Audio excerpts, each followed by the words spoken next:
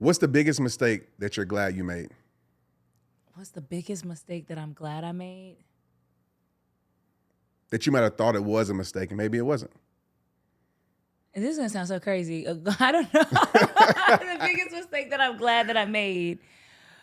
But I think, getting married was the biggest mistake that I'm glad that I made. I mean, it wasn't, I was too young. I was too young to have been trying to get married, but I let society, like it does, rule me. And so I said, well, I'm in love and, I'm going to do it. I want to do it young because I don't want to get married at 30 because 30 is not a good age to be married. I'm going to be so old. Nobody's going to pick me or love me. Ridiculous.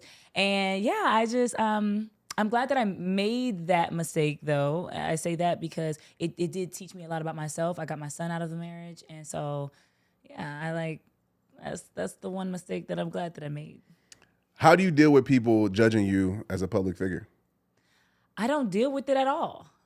I don't deal with it at all. I look at it like that would be like asking you, like, how do you deal with somebody rolling their eyes at you when you turn your back? I don't see it. I don't see it. Like, okay, maybe you don't like me. There's a lot of things that I don't like. There's a lot of people that I don't like. But me not liking them or not aligning with them won't make them stop. So I'll never stop. I'm gonna be me. I'm gonna show up as me. And opinions, they mean nothing. Why do you think it's so hard for creators / influencers to be who they really are? Because they hate themselves. A lot of people, if a lot of people don't like themselves. A lot of people will see that in relationships where you'll hear people say, "Well, people are showing up as representatives." What does that mean? It means they have on a mask, right? And a lot of the times, people wear masks so long. They wear the mask so long they believe it's their real face. They believe that that's really them. And so, I don't think. I think that when you have to really show up as you, you have to accept every part of yourself, good, bad, and ugly. And a lot of people can't do that. So they'll keep on with the mask and they'll keep on with the image, and they'll keep running from who they are. All right. What's a green flag? Not a red flag, a green one. What's a green flag people ignore because they are used to drama? Peace, quiet. Like when I was younger, and this is why I said my greatest mistake was the marriage, because we were kind of like in a toxic situation. But when I was younger, I would see like maybe him punching a wall or him screaming, and I'd be like, "Oh, that's passion. He loves me. That's love." I feel it. I can feel it. Like, no, maybe you're feeling anxiety. Maybe you feel scared. But it's peace. It's quiet. It's boredom. It's a green flag. If you're bored with something, anybody will tell you this. Even in relationships, when it comes to relationships or like fitness or like trying to eat right or anything you want to accomplish, like be okay with the routine, be okay with boredom, be okay with that peace, be okay with that stillness and that silence. It's okay. You don't have to have something happening all the time. That's chaos. You don't want to be the person that can function in chaos. That's not a flex. People think functioning in chaos is a flex, and it's not. That's just being able to function in dysfunction. You can, you need to be okay with the peace, the quiet. When the storm settles, when it's silent, that's a green flag. If somebody's boring, the relationship is boring, that's a green flag. If you need to like hop up and scream, yell, and run and do this, and every day needs to look like a Love Island episode, that's not a flex. I actually haven't seen that, but I've been seeing a lot of it on social media. It's a lot. Crazy. It's crazy. It's a lot. You actually did you do an episode over that? I did not. Okay. No. Okay. I thought. Okay. Anyways, what would you tell the person that's been used and manipulated?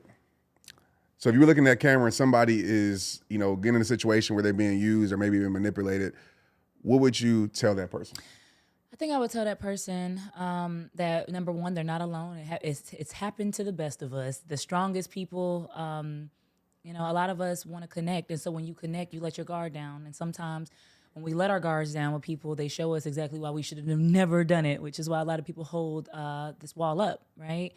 I say don't hate yourself and forgive yourself for allowing. This is such a terrible term, like allowing yourself to be manipulated, right?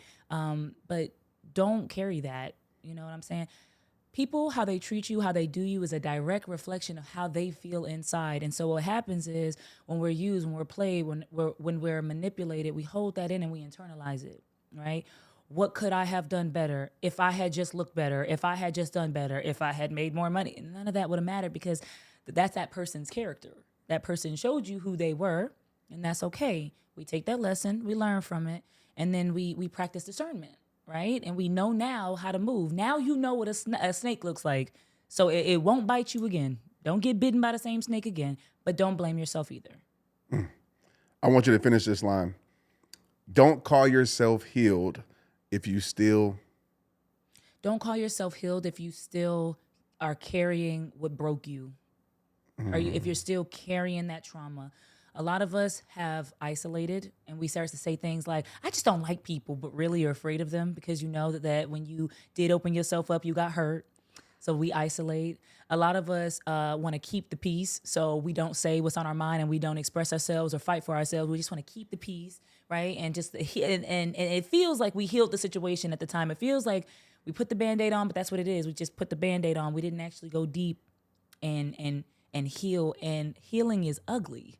Healing is nasty. Healing looks like crying at 3 a.m. in a Target parking lot. I don't know. Yeah. Like, you know what I'm saying? Like, there's no healing is not, you're on a beach. People want on a beach with a Mai Tai feel better. No, it's not. Right? So you're not healed if you still carry that. I won't say that if it still makes you cry, because that's okay. Sometimes it'll make you cry.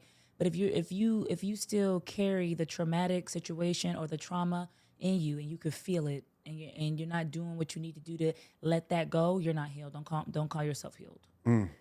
What's the soft girl era? I see that all the time. I don't know what it is though.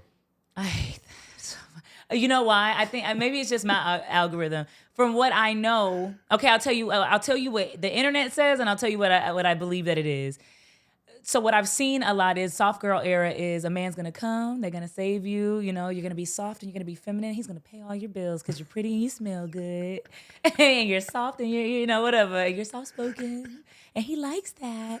But I ain't never seen it, and I don't know if it exists. I think a soft girl era is when you get out of survival mode, when you get out of feeling like we talk about hyper independence, when you don't feel like you have to carry everything on your shoulders, when you don't feel like you have to be the one to make all the decisions or to execute all the decisions, when you can breathe and when you can rest, and when you don't feel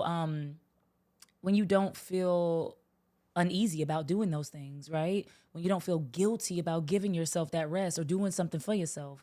That's in my opinion. I say this, I'll give you my definition of a soft girl era is a woman that's out of survival mode, a woman that can finally be soft and can finally inhale and exhale without anything. Just, I'm okay. Today, I'm safe. That's what soft girl means to me. That's what my definition of a soft girl is. I like that. I like that a lot. Last question for you. There's a version of you in that camera, and you're speaking to yourself. That version of you could be whatever version it is. It could be scared version. It could be on fire version. It could be whatever. Like, what do you tell yourself in this moment right now? I tell myself, you're enough as is. You don't have to perform. You don't need to perform. You don't need to people please. You need to show up. When you show up for yourself, you can show up for everybody else around you. When you love yourself, you can love everybody else around you. When you give yourself 100%, then everybody else gets that good version of you. But anything opposite to that, you know how that feels. You know that's not the right way to go. So we're going to keep showing up for ourselves.